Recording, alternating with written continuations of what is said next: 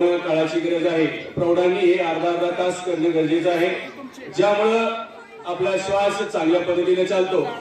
सर्वांनी लक्ष द्या, या ठिकाणी फक्त आपल्या पोटाची हालचाल होणं गरजेचं आहे। प्रति सेकंद एक याप्रमाणे आपल्याला या ठिकाणी कपालभाती करायची आहे। सर्वांनी व्यवस्थित करायची। दोन्ही हात ध्यान मुद्रेत घ्या। समोर पहा, सर्वांनी पहा। आवाज हा लक्ष द्यायचं, डोळे मिटायचे। सर्वांनी ध्यान मुद्रेच्या अवस्थेत सर्वांनी बसून घ्या आणि फक्त आवाज आपल्या श्वसनाचा आला पाहिजे। श्वास घ्यायचा आणि श्वास सोडायचा, श्वास वेगाने घ्यायचा आणि श्वास अलगद सोडायचा। श्वास सोडताना मोठ्या। आता या ठिकाणी आपल्याला मी प्रथमदर्शनी दाखवलं करून आता सर्वांनी माझ्याप्रमाणे वेगात करायचं। एका मिनिटात 60 सेकंद असतात। 60 सेकंद एवढी कृती आपल्याला या ठिकाणी होणं कपालभातीची गरजेची आहे।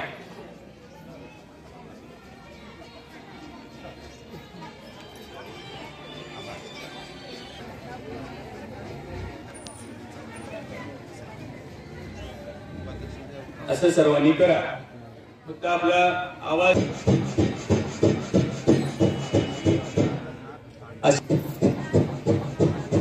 ध्यान मुद्रेच्या अवस्थेत बसा। सर्वांनी डोळे मिटून घ्या बाळांनो।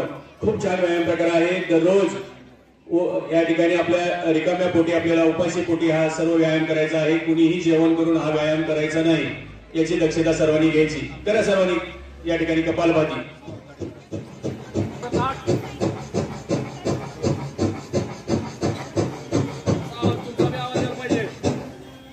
फक्त पोटाची हालचाल करायची, छाती हलवायची नाही, याची दक्षता सर्वांनी घ्यायची। छाती हलवायची नाही। डोळे मिटा सर्वांनी। डोळे मिटल्यानंतर आपल्याला सर्व आसनं करायची आहेत। यातला अंगठा आणि करंगळी किंवा तर्जनीचा जरी वापर केला तरी चालतो। एका बाजूनी श्वास घ्यायचा आणि दुसऱ्या बाजूनी अलगद सोडायचं। डाव्या नाकपुडीतून श्वास घ्या आणि उजव्या नाकपुडीतून तो अलगद सोडायचा। फास्टली सोडायचा नाही, आपल्याला त्या व्यायामाचा फायदा होत नाही। कोणताही व्यायाम करताना दक्षता घ्यायची, त्या व्यायामाचे आपल्याला फायदे झाले पाहिजे, तोटे नको। आता पहा मी करून दाखवतोय।